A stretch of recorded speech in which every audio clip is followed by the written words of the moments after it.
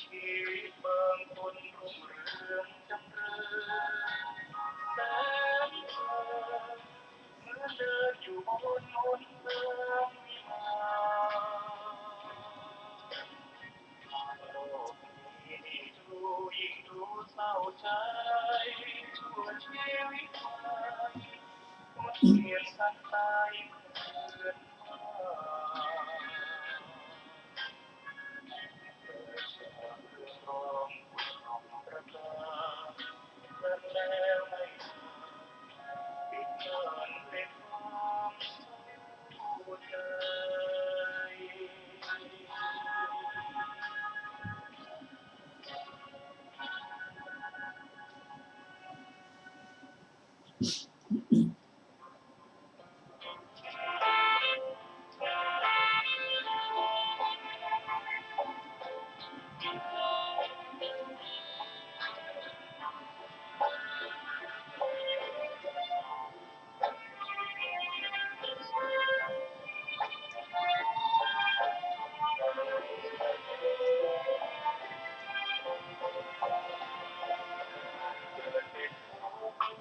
เหตุทำให้เกิด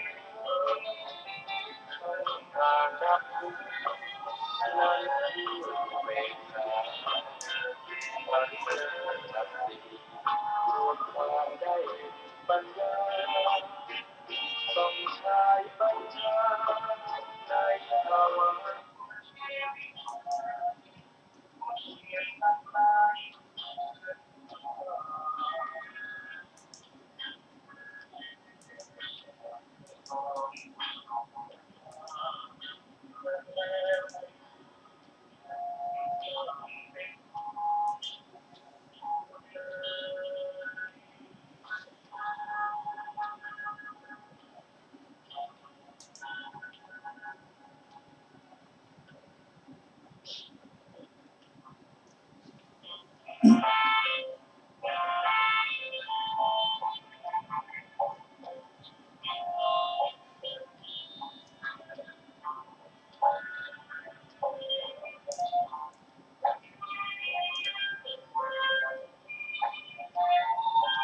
ขอนอบน้อมแด่พระผู้มีพระภาคเจ้าพระองค์นั้นซึ่งเป็นผู้ไกลจากกิเลสตรัสรู้ชอบได้โดยพระองค์เอง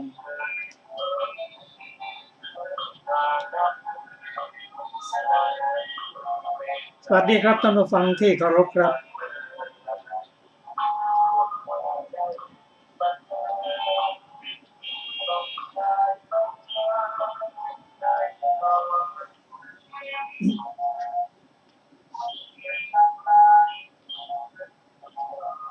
ขอนอบน้อมแด่พระผู้มีพระภาคเจ้าพระองค์นั้นซึ่งเป็นผู้ไกลจากกิเลสตรัสรู้ชอบได้โดยพระองค์เอง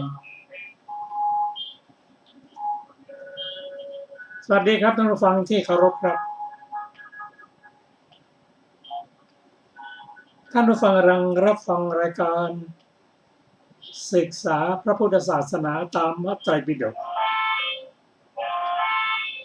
มีเสนอแก่ท่านผู้ฟังทุกวันอาทิตย์ตั้งแต่เวลา 15 นาฬิกาถึง 16 นาฬิกา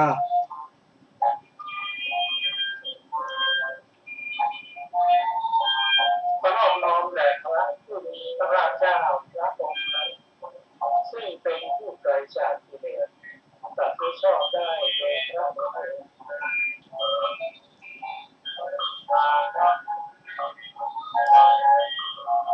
สวัสดีครับท่านผู้ฟังที่เคารพครับท่านผู้ฟังกำลังรับฟังรายการศึกษาพระพุทธศาสนาตามพระไตรปิฎกมีเสนอให้ท่านผู้ฟังทุกวันอาทิตย์ตั้งแต่เวลา 15 นาฬิกาถึง 16 นาฬิกาดำเนินรายการโดยกระผมพันเอกธนัสเดชะวันนี้เราได้นำพระไตรปิฎกมาศึกษากันในเล่มที่ 40 เป็นเรื่องของนางสามาวดีซึ่งเราได้ศึกษากันมาติดต่อกันมาตั้งแต่อาทิตย์ก่อนเป็นเรื่องที่ให้ความรู้เกี่ยวกับเรื่องของกรรมและเรื่องของความไม่ประมาทเป็นเรื่องของการผูกเวรก็เป็นหลายเรื่องที่เราจะรับความรู้วันนี้ผมก็ได้นำเรื่องของนางสามาวดีตั้งแต่เริ่มต้นเราศึกษากันว่าแต่ละหน้าของพระไตรปิฎกที่พระองค์ตรัสไปนั้นมีเนื้อหาสาระมีเรื่องที่เราควรจะรู้ตอนนี้ก็มาเริ่มกันที่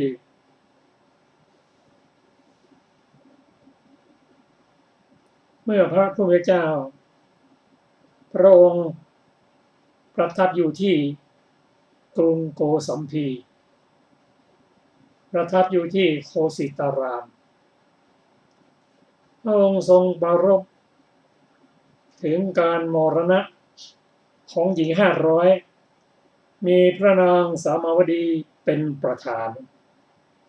และญาติ500ของพระนางมัณฑทิยะนั้นซึ่งมีนางคันธิยะเป็นประธานพระองค์ตรัสพระธรรมแสดงนี้ว่าอัปมาโทอมตังปะทังความไม่ประมาทเป็นทางของความไม่ตาย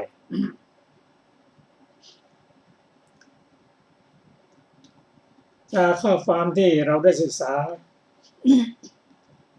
มาแค่นี้เราก็รู้ว่าผลของกรรมคือความมรณะของนางสามาวดีและบริวาร500และการมรณะของญาติของนางมาคันธิยะพร้อมด้วยญาติ500มีพระนางคันธิยะเป็นประธานก็เป็นเรื่องของผลนะพุทธศาสนานั้นเป็นศาสนาของเหตุและผลไม่มีอะไรจะเกิดขึ้นลอยๆการตายของหญิง500มีพระนางสามาวดีเป็นประธานและญาติ500ของนางมังคันธิยาก็มีนางมังคันธิยาเป็นประธานเหตุนั้นสมควรแก่ผลเราจะมาศึกษากันต่อกษัตริย์2 สหายในการล่วงมาแล้วพระราชา2 พระองค์เหล่านี้คือในแคว้นอัลลกัปปะพระราชาทรงพระนามว่าอัลลกัปปะในแคว้นเวชชปีปกะพระราชาทรงพระนามว่าเวชชทีปกะก็ชื่อเมืองกับชื่อของพระราชานั้นตรงกัน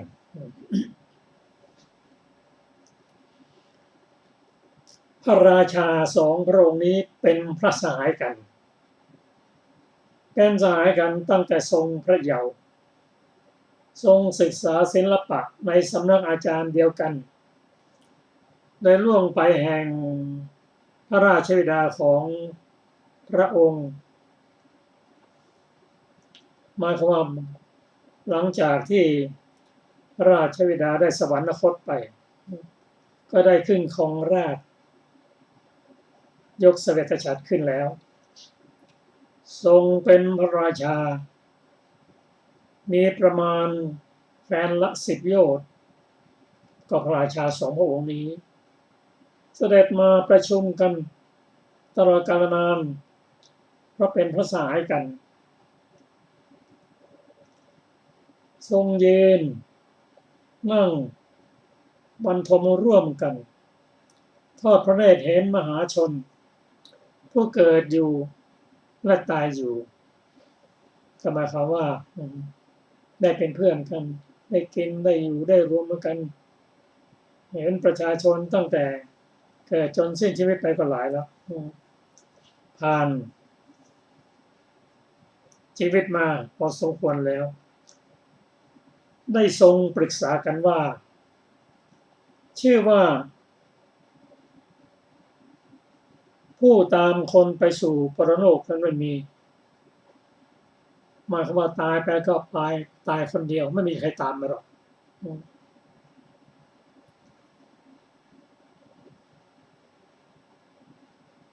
มาคนเดียวไปคนเดียว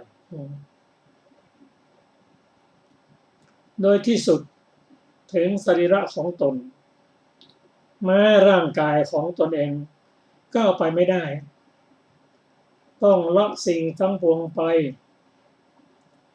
ประโยชน์อะไรด้วยการอยู่ครองเรือนของเราจักบวชดังนี้แล้วทรงมอบราชสมบัติให้แก่พระโอรสและพระมเหสีออกผนวดเป็นพระฤาษีอยู่ในหิมวันประเทศได้ทรงปรึกษากันว่าพวกเราไม่อาจเพื่อเป็นอยู่จึงละราชสมบัติออกบวชก็หาไม่เมื่ออยู่ในที่แห่งเดียวกันเราก็จักเหมือนกับผู้ไม่บวชนั่นเองเพราะฉะนั้นเราจักแยกกันอยู่ท่านจงอยู่ที่ภูเขาลูกโน้นเราจะอยู่ที่ภูเขาลูกนี้แต่จัดรวมกันในวันอุโบสถทุกกึ่งเดือนคิดอย่างนั้นพอคิดแล้วก็เกิดมีความคิดขึ้นมาว่าถ้าเมื่อ15 วันพบกันทีก็ไม่พ้นจากการคลุกคลีกันนี่เลยเพราะฉะนั้นท่านอยู่เขาลูกโน้นเราอยู่เขาลูกนี้พอครบ1 เดือนก็จุดไฟขึ้นมาพวกเราเห็นแสงสว่างว่าเรายังมีชีวิตกันอยู่แต่เมื่อไรก็ตามถ้าสัญญาไฟนั้นไม่ได้จุดขึ้นก็แสดงว่าฝ่ายใดฝ่ายหนึ่งเสียชีวิตพระดาบท2 องค์นั้นกระทำอย่างนั้นแล้วข้อคิดว่าคนเราถึงคราวตายก็ตายไปคนเดียวคนอื่นก็ไม่ตามไปหรอกแม้ทรัพย์สมบัติอะไรก็ตามจะเป็นทรัพย์สมบัติที่เคลื่อนที่ได้หรือเคลื่อนที่ไม่ได้ก็ตามเอาไปไม่ได้แม้แต่ร่างกายของตัวเองก็เอาไปไม่ได้ชีวิตของเราก็เป็นอย่างนี้แหละแต่ความคิดของท่านไม่หยุดแค่นั้นท่านบอกว่าการจะอยู่ครองเรือนจะได้ประโยชน์อะไรเราจักบวชข้อนี้ไม่ใช่ง่ายๆเราเพ่งตัดว่าการที่ได้บวชในพุทธศาสนานั้นเป็นของยากเมื่อศรัทธาจะเกิดขึ้นได้ก็เป็นของยาก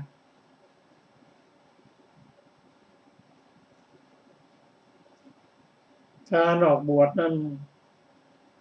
ด้วยศรัทธานั้นเป็นของยากเขาคิดอย่างนั้นแล้วก็ออกบวชจริงๆออกบวชแล้วก็ เข้าไปอยู่ในหิมวันประเทศ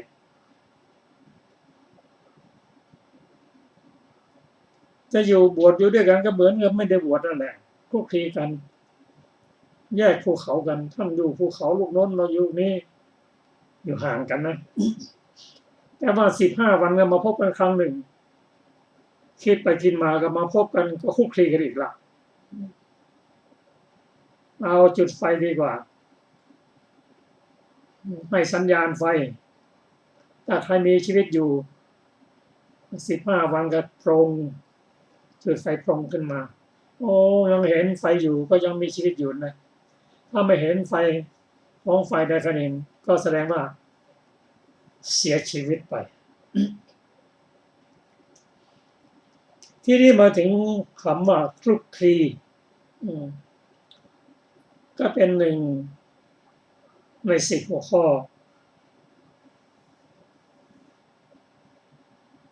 ของการปฏิบัติเรียกว่ากถาวัตถุซึ่งประกอบด้วยความมักน้อยสันโดษความสงบความไม่คลุกคลีปรารภความเพียรพูดถึงในเรื่องของศีลสมาธิปัญญาวิมุตติและวิมุตติญาณทัศนะก็เห็นว่าคนอินเดียนั้นผู้มีปัญญานั้นก็ใฝ่หาความสุขปรารถนาความสุขให้พ้นจากทุกข์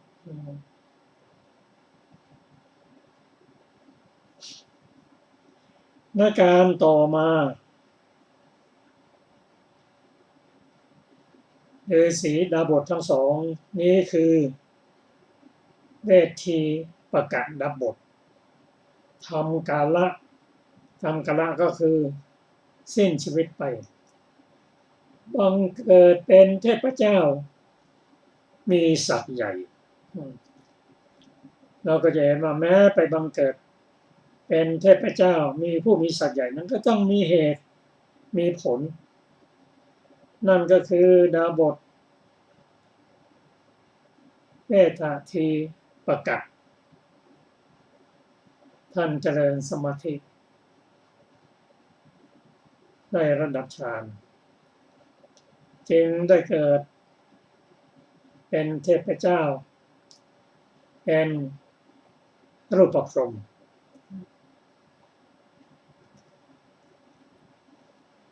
อนักกปาดาบท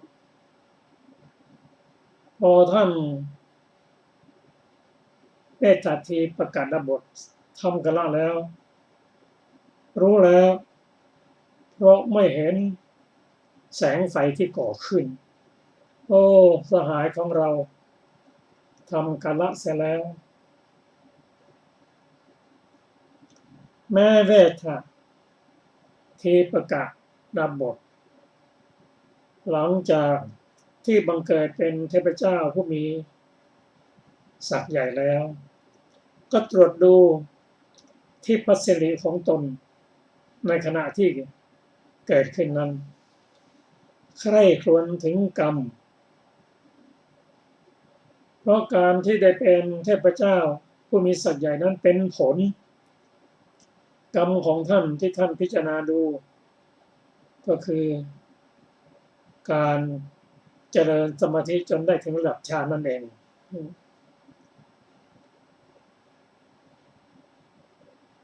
เมื่อพิจารณาแล้วเห็นว่าบัดนี้สหายของเราอยู่ไหนเนาะไปจับไปเยี่ยมสหายของเรา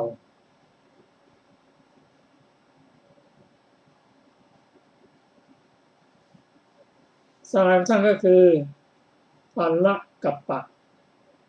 ดาบทนั่นเองท่านจึงละอัตภาพของ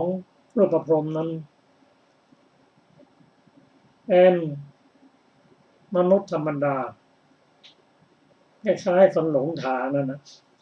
เดินไปยังสำนักของอัลละกัปปะดับบทนั้นไม่เจอแล้วท่านก็ไหว้ได้ยืนอยู่ณที่สมควรแห่งหนึ่ง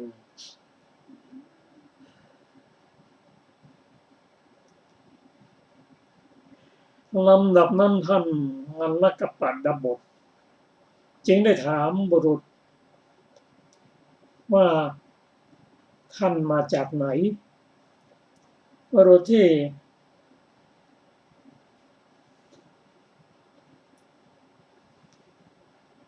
แปลงกายเป็นมนุษย์นั้นกล่าวว่าท่านผู้เจริญผมเป็นคนหลงทางเดินทางมาจากที่ไกลเหลือเกินก็พระผู้เป็นเจ้าท่านอยู่รูปเดียวเท่านั้นหรือไม่มีใครอื่นบ้างไหม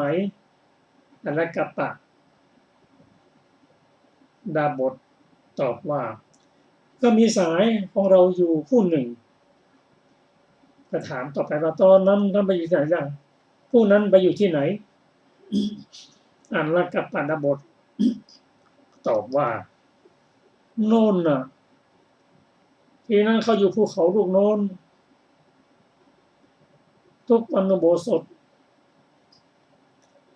เราติดต่อกันในการจุดไฟแต่ที่ผ่านมานั้นเขาไม่จุดไฟก็แสดงว่าเขาตายเสียแล้วเป็นแน่บุรุษถามว่าโอ้เป็นอย่างนั้นหรือขอรับอันนั้นดาบทตอบว่าผู้สูงอายุเป็นอย่างนั้นบุรุษนั้นก็ท่านครับกระผมคือผู้นั้นขอรับโอ้แล้วท่านเกิดที่ไหนล่ะกระผมเกิดเป็นเทพเจ้าผู้มีศักดิ์ใหญ่ในเทวโลกขอรับมาที่นี่ไม่ได้ประสงค์ว่าจากเยี่ยมพระผู้เป็นเจ้าเมื่อพระผู้เป็นเจ้าอยู่ในที่นี้อุปัฏฐวะมีความเดือดร้อนอันตรายอะไรหรือไม่ตอบว่าอาวุโสเราก็ลำบาก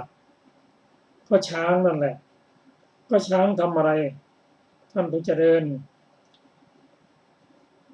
ก็มันทายคูดลงในที่กว่าแล้วกับประหารคุยฝุ่นขึ้นพระพุทธเจ้านั้นต้องคอยดูแลคูดช้างคือที่ช้างถ่ายไว้นั่นแหละแล้วเกลี่ยฝุ่นเสมอก็ลำบากนั่นแหละบุรุษผู้ปรองมานั้นก็กล่าวว่าพระผู้เป็นเจ้าปรารถนาไม่ให้ช้างมาวุ่นวายไหมล่ะอาวุโสดีถ้ากระนั้นกระผมจับไม่ให้ช้างเหล่านั้นมารบกวนท่านได้การถวายพินนี้ให้แก่ท่านสายพินนี้สำหรับให้ช้างไล่ช้างและให้ช้างมารับใช้ทำได้เท่านั้นแล้วก็ได้สอนมนต์นั้นให้อัลละกัปปะดาบทมาทำยังไงจะให้ช้างไปก็ได้จะเรียกช้างมาก็ได้ทำได้แล้วก็มอบพิน3 สายให้พร้อมกับให้เรียนมนต์3 บทและบอกว่าเมื่อพระคุณเจ้าดิดสายพินสายนี้ไร่มนต์บทนี้แล้วช้างไม่อาจมาเพื่อรบกวนท่านจะหันกลับและหนีไปแต่เมื่อดิดพินสายนี้ไร่มนต์บทนี้แล้วช้างจะกลับเหลียวดูเบื้องหลัง พลางหนีไปแต่เมื่อดิดพีนสายนี้แล้วไร่โมนบนนี้แล้วช้างผู้เป็นนายฝูงจะน้อมหลังมาหาและกล่าวว่าสิ่งใดอันท่านชอบใจท่านพึงให้ทำสิ่งนั้นเถิด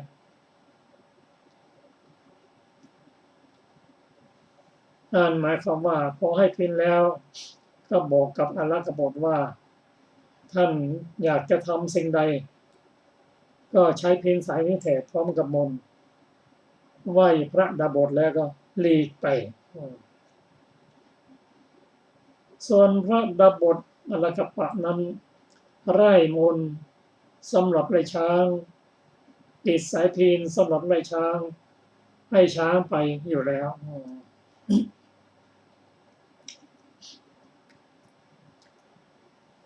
ที่มาเกี่ยวข้องกับท่านกับพระเจ้าอุเทนเพราะฉะนั้นเรื่องของพระนางสามาวดีนั้นทำให้เราเรียนรู้ประวัติของพระเจ้าอุเทนด้วยในสมัยนั้นในกรุงโกสัมพีได้มีพระราชาทรงพระนามว่าปรันตปะวันหนึ่งพระเจ้าปรันตปะทรงนั่งผิงแดดอ่อนอยู่ที่กลางแจ้งกับพระราชเทวีผู้ทรงคันพระราชเทวีทรงห่มผ้ากำพลสีแดงอันมีราคา100,000ซึ่งเป็นพระภูษาของพระราชาทรงนั่งปราศัยกับพระราชาพระราชาถอดธรรมรงค์คือแหวนอันมีราคา100,000จากพระองคุลีของพระราชามาสวมใส่ที่นิ้วของพระราชเทวีในสมัยนั้นหรือในขณะนั้นนกหัสดีลิงบินมาโดยอากาศเห็นพระราชเทวีคลุมด้วยผ้ากำพลสีแดงจึงชะลอปีกบินโผงโดยหมายว่าคงจะเป็นชิ้นเนื้อก็นกหัสดีลิงนั้นเป็นนกที่ใหญ่เห็นพระราชเทวีคลุมพระองค์ด้วยผ้ากำพลสีแดงคิดว่าเป็นชิ้นเนื้อพระราชาพอเห็นก็ทรงตกพระทัยด้วยเสียงโผงของนกนั้นจึงเสด็จลุกเข้าภายในพระราชนิเวศเสด็จไปพระองค์เดียวพระราชเทวีไม่อาจไปเดียวได้เพราะทรงพระคันแก่และเป็นผู้มีชาติแห่งกษัตริย์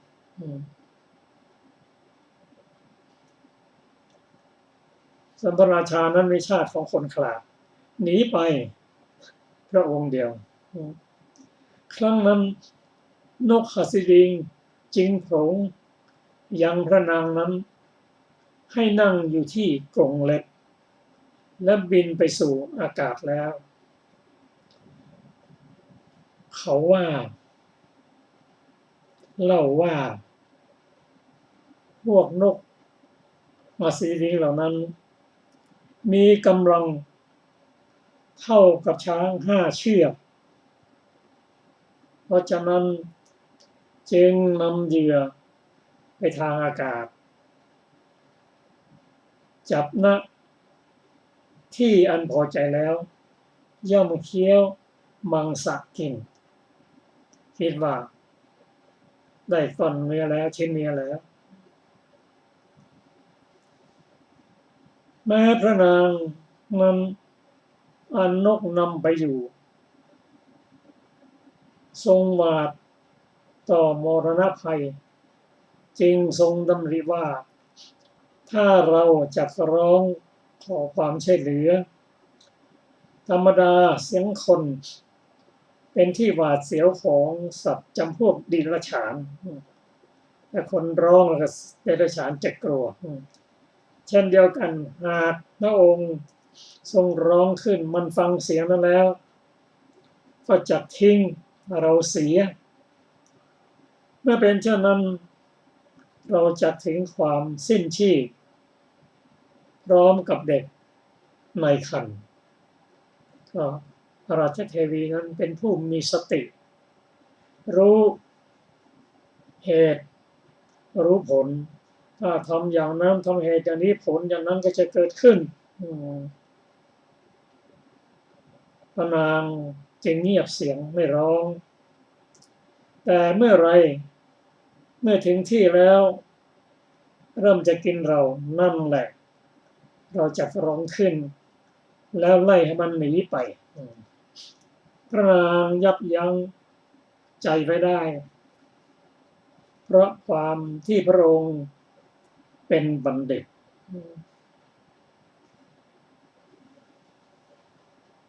ในการนั้นที่หิมวันประเทศมีต้นไทรใหญ่ต้นหนึ่งเจริญขึ้นเล็กน้อยแล้วก็ตั้งอยู่โดยอาการดังมนดก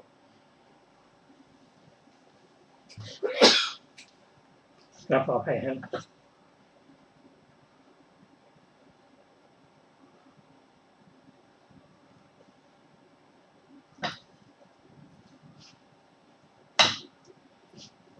นกนั้นก็นำพระองค์แล้วย่อมเคี้ยวกินย่อมจะเคี้ยวกินที่ต้นไทรนั้นเพราะฉะนั้นนกหัสดิลิงตัวนั้นนำพระราชเทวีแม่นั้นไปยังต้นไทรนั้นแล้ววางไว้ในระหว่างข้าคบไม้แลดูทางที่ตนบินมาแล้วในว่าการดูแลทางบินมาแล้วเป็นธรรมดาของนกเหล่านั้นในขณะนั้นเองพระราชเทวีทรงดำริว่าบัดนี้ควรแล้วที่จะไล่นกนี้ให้หนีไปจึงทรงยกพระหัตถ์ทั้งสองขึ้นปรบมือทั้งร้องให้นกนั้นหนีไปแล้วครั้งนั้นในเวลาพระอาทิตย์อัสดงพระอาทิตย์ตกดินแล้วลมกัมมัชวาทปั่นป่วนแล้วในพระคันของราชเทวีนั้นนั่นคือลมที่ปั่นป่วนที่จะทำให้คลอดนั้นเกิดขึ้นแล้วในระหว่างที่ตะวันจะตกดิน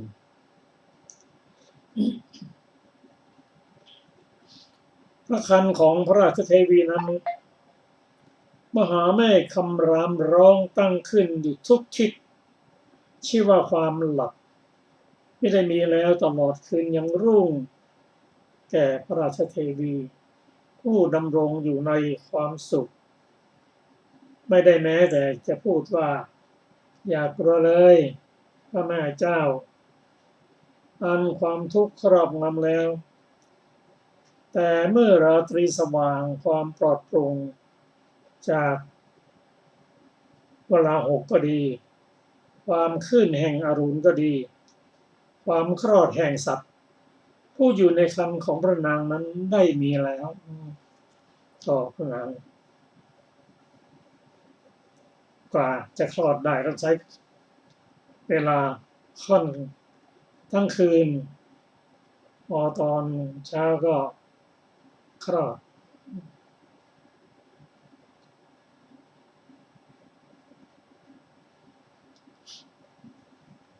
ในขณะเดียวกันนั้นแหละ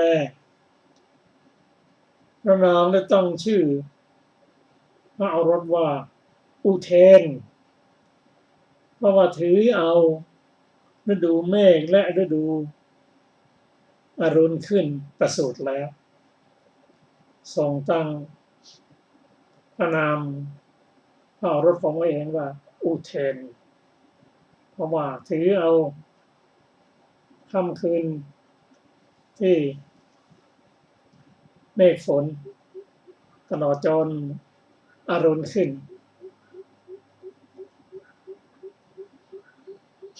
อัลกัปปะดาบทเสียพิธีอัลกัปปะดาบทนั้นท่านเจริญสมาธิได้จนถึงระดับฌาน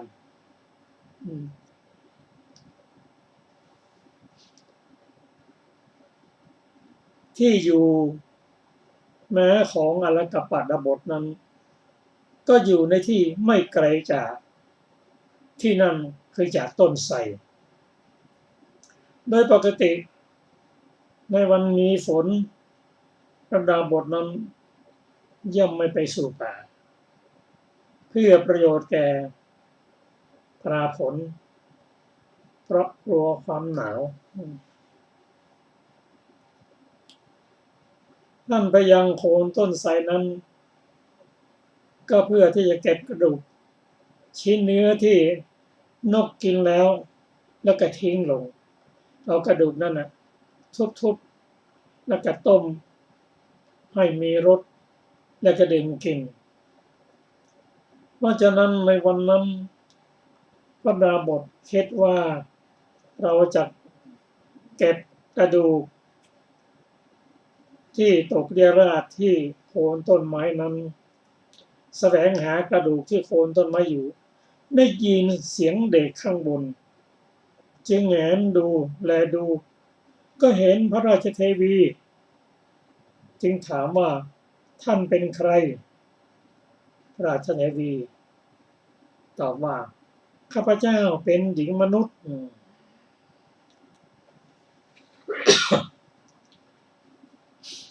ดาบทถามว่า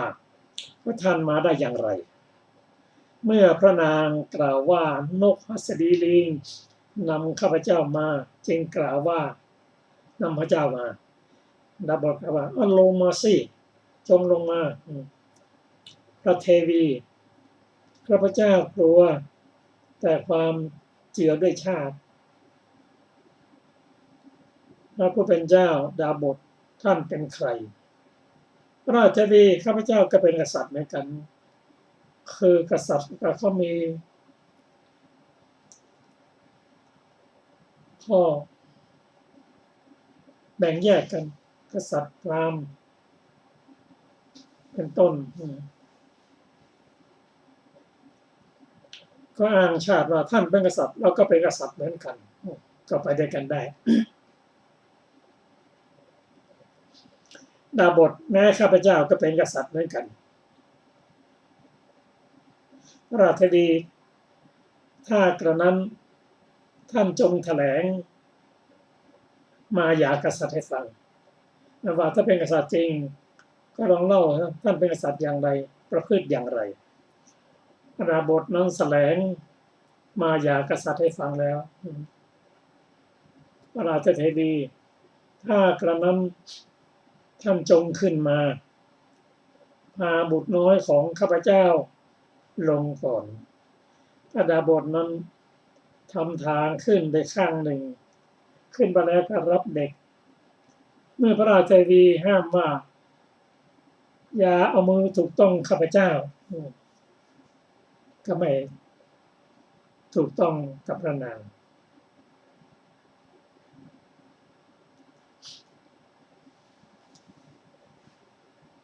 พระดาบทก็อุ้มเด็กลงมาก็พระราชเทวีปล่อยให้ลงเองแม้พระราชเทวีก็ลงมาแล้วครั้งนั้นพระดาบทนำนางไปสู่อาสมไม่กระทำศีลเพศเลยนำไปแต่ยังรักษาศีลไม่เสียศีลก็ด้วยความเอ็นดูก็บำรุงแล้วอนุเคราะห์ได้อะไรมาก็ให้กินนำน้ำผึ้งที่ไม่มีตัวนำข้าวสาลีอันเกิดเองมา ได้ต้มเป็นยาคูแล้ว เมื่อประดับบทนั้นกำลังบำรุงอย่างนั้นในการอื่นในการต่อมาพระนางจึงคิดว่าเราไม่รู้จักทางมาทางไปเลยจะกลับยังไงแม้เหตุสักว่าจะทำความคุ้นเคยของเรากับดาบทนี้ก็ไม่มีก็ทำหน้าที่ไม่ให้ความคุ้นเคยแก่กันให้เลยไปก็ถ้าว่าพระดาบทนี้จะทอดทิ้งเราไปย้ายไปอยู่ที่อื่นเราทั้งสองคนแม่ลูกจะทำยังไงจะถึงความตายในที่นี้นั่นเองนางคิดหาวิธีว่า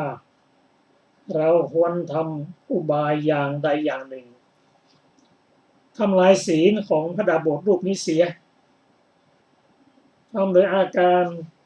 ที่ดาบทรูปนี้ไม่ปล่อยปละเราไปได้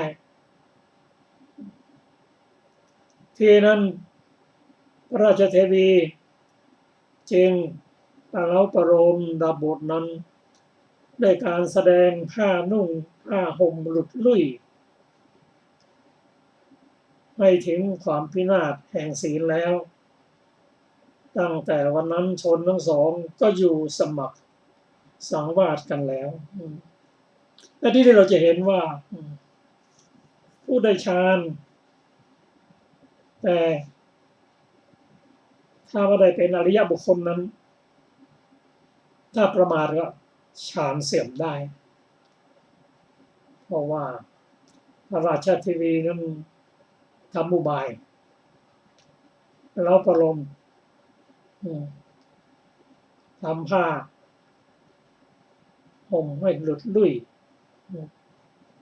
ก็พระดาบทนั้นศีลขาดแล้วก็ได้อยู่เป็นสามีภรรยากันเพราะมีชาติคือกษัตริย์เหมือนกันก็เป็นนั้นว่าพระนางมันเบาใจไปอยู่ว่าไม่ห่วงละว่าดาบทจะทิ้งเราไป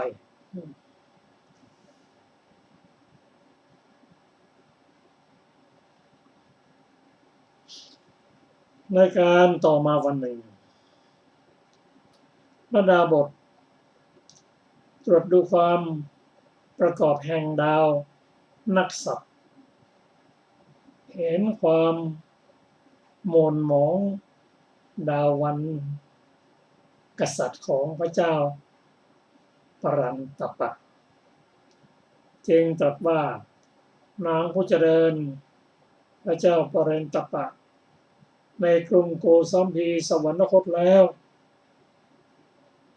พระราชเทวีเหตุไรพระผู้เป็นเจ้าจึงตรัสอย่างนี้ท่านมีความอาฆาตกับพระเจ้าปรันตปะหรือ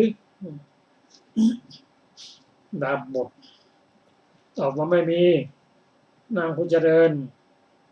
เราเห็นความเศร้าหมองของดาวนักษัตริย์ของพระเจ้าปรันตปะจึงพูดอย่างนี้พระราชเทวีทรงกันแสงเมื่อพระราชเทวี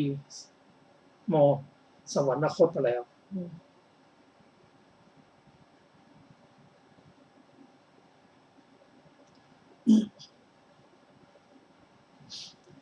ที่เป็นรู้ที่เป็นอย่างนั้นก็พระนางเล่าให้ฟังว่าราชสามีของพระองค์เป็นพระเจ้าแผ่นดินแห่งกรุงโกสัมพี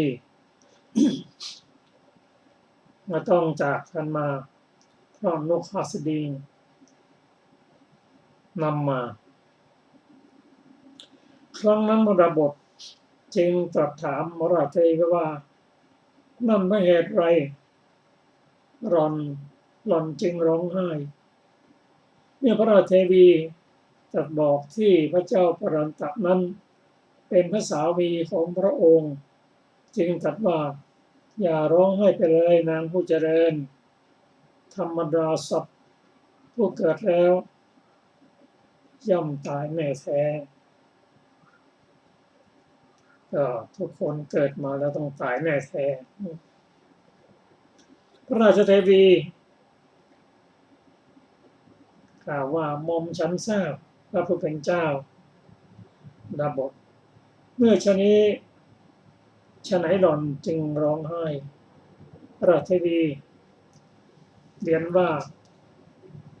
ก็บุตรของหม่อมฉันคนนี้เป็นผู้ควรแก่ราชสมบัติอันเป็นของตระกูลถ้าว่าเขาอยู่ที่เมืองนั้นเขาจับยกเสวตฉัตรขึ้นเป็นพระราชาแต่บัดนี้เขาเกิดเป็นผู้เสื่อมใหญ่ซะแล้วด้วยความเศร้าโศกอย่างนี้หม่อมฉันจึงร้องไห้รับผู้เป็นเจ้าโอ้ถ้าบุตรชายคนนี้ที่อยู่ในเมืองนั้นก็จะได้เป็นพระราชาแต่มาอยู่ที่นี่ก็หมดเสร็จ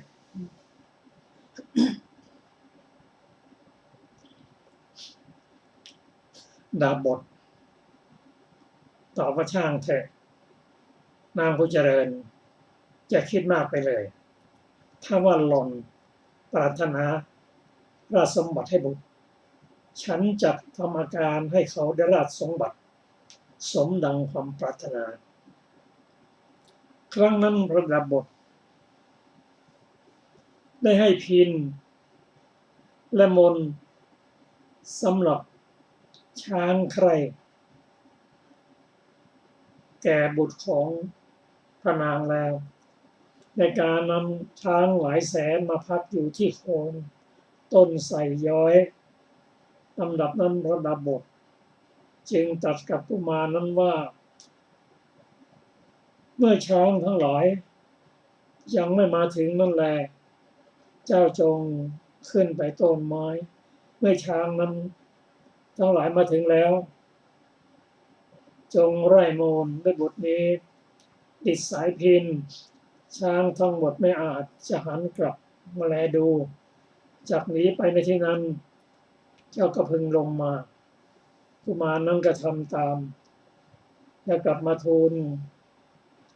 บอกฝันมาแล้ววันที่สองดาบทจึงได้ตรัสกับกุมารนำมาในวันนี้จงไร่มนต์บทนี้ดิดสายพันสายนี้ช้างกับเหลียวดูเบื้องหลังแล้วหนีไปในการนั้นพระกุมารก็ทำตามนั่นแล้วก็กลับมาทูลบอกความเพราะนั้นพระดาบทก็ตรัสเรียกพระกุมารมาตรัสว่าพระดาบทตรัสเรียกพระนางของพระกุมารพระมารดาของพระกุมารนั้นมาแล้วตรัสว่านางผู้เจริญหล่อนจงให้ข่าวสารแก่บุตรของหล่อนเขาไปจากที่นี่แล้วเทวจักได้เป็นพระเจ้าแผ่นดินพระราชเทวีตรัสเรียกพระโอรสมาแล้วตรัสว่าเจ้าเป็นลูกของพระเจ้าปรันตปะในกรุงโกสัมพีนกหัสดิลิงนำเรามาที่นี่ขณะที่มีคันดังนี้แล้วก็ตรัสบอกชื่อของเสนาบดีเป็นต้นตรัสบอกว่าเมื่อเขาพากันไม่เชื่อก็พึงแสดง5 กำพลซึ่งเป็นภูษาห่มนี้และธรรมรงค์ในแหวนนี้เป็นเครื่องประดับของพระราชบิดาแสดงแล้วจึงส่งไปก็พระเจ้าอุเทนนั้นได้อยู่ร่วมกับพระดาบทจนพระชนมายุเป็นหนุ่มก็เมื่อพอจะไปได้พระดาบทก็แนะนำสั่งสอนให้ใช้พินให้เป็นประโยชน์วันที่1ติดสาย1มนอีก1วันที่2ใช้สาย1มน1เมื่อรู้ความแล้วก็ไปได้ละ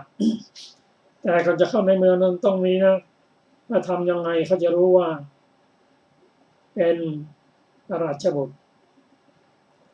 ก็พระนางก็บอกว่าใช้เนี่ยแสดงผ้ากำพลสีแดงเนี่ยเป็นของพระราชาว่ากับแหวนเนี่ยอมรงเนี่ยเขาก็จะเชื่อแล้วก็ส่งไปพระกุมารจึงทูลถามพระดาบทว่าบัดนี้หม่อมฉันจะทำอย่างไรดาบทกล่าวว่าเจ้าจงนั่งกิ่งไม้ข้างล่างแห่งต้นไม้นั้นไร่มนต์บทนี้ติดสายพินสายนี้ช้างผู้เป็นนายฝูงจะน้อมหลังเข้ามาหาเจ้าเจ้าจงนั่งบนหลังของมันเทียวจงไปยึดเอาราชสมบัติได้พระกุมารนั้นถวายบังคมพระราชบิดาและพระราชมารดาแล้วทรงทำตามนั้นแล้วนั่งบนหลังช้างผู้เป็นนายฝูงแล้วกระซิบบอกช้างว่าข้าพเจ้าเป็นบุตรของ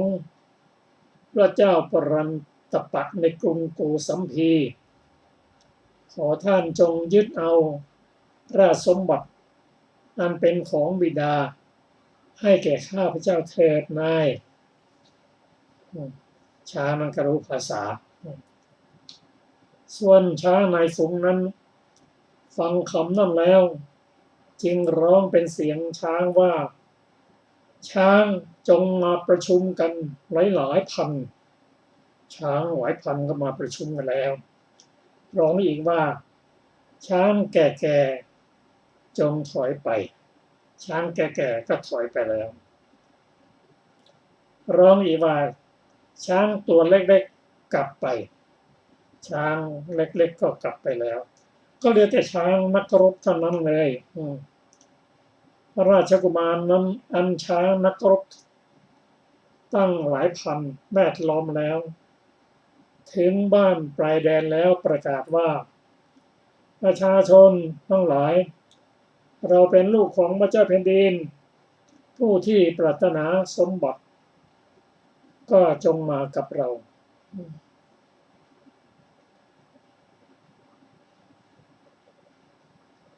ก็ทรงทำการรวบรวมผู้คนไปล้อมพระนครนั้นไว้ทรงคำขาดไปว่าเราจะรบจะให้เรารบหรือจะให้ราชสมบัติชาวเมืองกล่าวว่าเราจะไม่ให้ทั้งสองอย่างแท้จริงพระราชเทวีของพวกเรามีคันแก่ถูกนกหัสดีลิงพาไปแล้วเราทั้งหลายไม่ทราบว่าพระนางยังมีชีวิตมีทรงพระชนอยู่หรือเปล่าตลอดการที่เราไม่ทราบเรื่องของพระนางเราจะไม่ทำการรบและจะไม่ให้ราชสมบัติได้ยินความว่าเป็นพระเจ้าแผ่นดินโดยสืบเชื้อสายได้มีแล้วในการนั้นลำดับนั้นพระราชกุมารจึงตรัสว่าฉันเป็นบุตรของพระนางแล้วอ้างชื่อเสนาบดี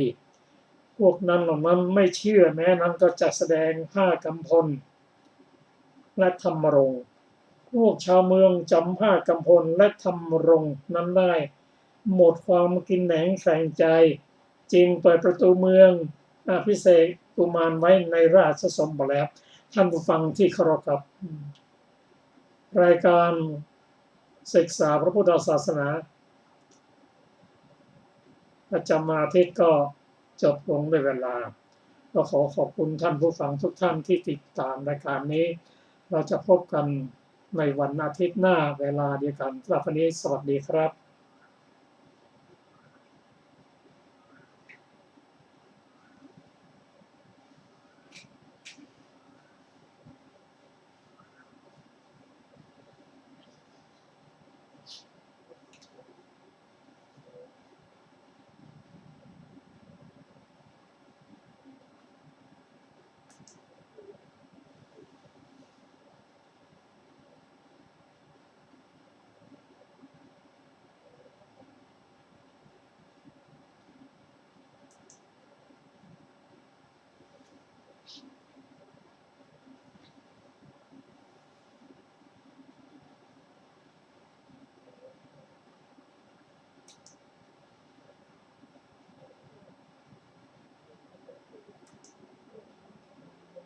อืม